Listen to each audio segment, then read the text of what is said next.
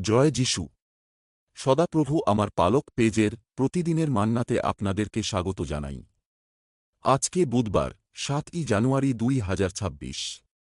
আজকের বাক্য পবিত্র বাইবেল থেকে নেওয়া, রোমীয় ১২ অধ্যায় ১৯ পদ।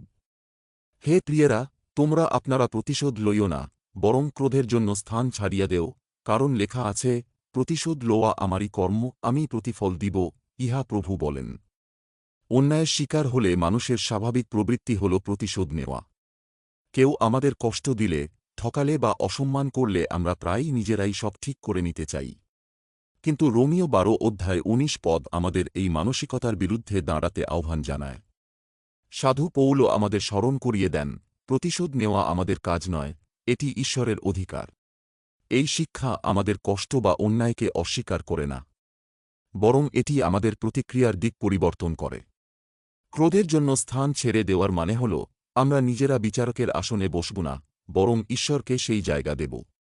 কারণ তিনিই সবকিছু সম্পূর্ণভাবে দেখেন, মানুষের অন্তরের উদ্দেশ্য বোঝেন এবং কোনো ভুল ছাড়াই বিচার করেন। আমরা যখন প্রতিশোধ নিতে যাই, তখন প্রায়ই পরিস্থিতি আরও জটিল হয়ে ওঠে, সম্পর্ক ভেঙে যায় এবং আমাদের খ্রিস্টীয় সাক্ষ্য ক্ষতিগ্রস্ত হয়। বাইবেল জুড়ে এই সত্য বারবার উঠে এসেছে। হিতোপদেশ ২০ অধ্যায় ২২ পদে বলে, তুমি বলিও না, অপকারের প্রতিফল দিব, সদাপ্রভুর অপেক্ষা করো, তিনি তোমাকে রক্ষা করিবেন। যিশু আমাদের শত্রুদের ভালোবাসতে এবং অত্যাচারকারীদের জন্য প্রার্থনা করতে শিক্ষা দিয়েছেন। মথি লিখিত সুসমাচার ৫ অধ্যায় ৪৪ পদে বলে, কিন্তু আমি তোমাদিগকে বলিতেছি, তোমরা আপন আপন শত্রুদিগকে প্রেম করিও, এবং যাহারা তোমাদিগকে তাড়না করে, তাহাদের জন্য প্রার্থনা করিও। তিনি নিজেও অন্যায়ের মুখোমুখি হয়ে প্রতিশোধ নেননি, বরং নিজেকে পিতার হাতে সঁপে দিয়েছিলেন।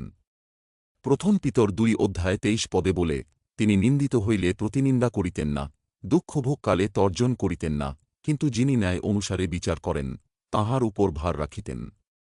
ঈশ্বরের ন্যায়বিচারের উপর ভরসা করা মানে বিশ্বাসের পথে হাঁটা। এর অর্থ এই নয় যে ঈশ্বর উদাসীন, বরং তিনি সঠিক সময়ে, সঠিক উপায়ে কাজ করেন। আমরা যখন তিক্ততা ও প্রতিশোধের বোঝা ছেড়ে দিই, তখন আমাদের হৃদয়ে শান্তি, আরোগ্য ও অনুগ্রহের জন্য জায়গা তৈরি হয়। ঈশ্বরের বিচার কখনো দেরি হয় না, কখনো ভুল হয় না। আমাদের আহ্বান হল, মন্দের প্রতিশোধ না নিয়ে মন্দকে ভালো দ্বারা জয় করা। রোমীয় ১২ অধ্যায় ২১ পদে বলে, তুমি মন্দের দ্বারা পরাজিত হইও না, কিন্তু উত্তমের দ্বারা মন্দকে পরাজয় করো। প্রভু তাঁর বাক্যে আশীর্বাদ করুন, আমেন।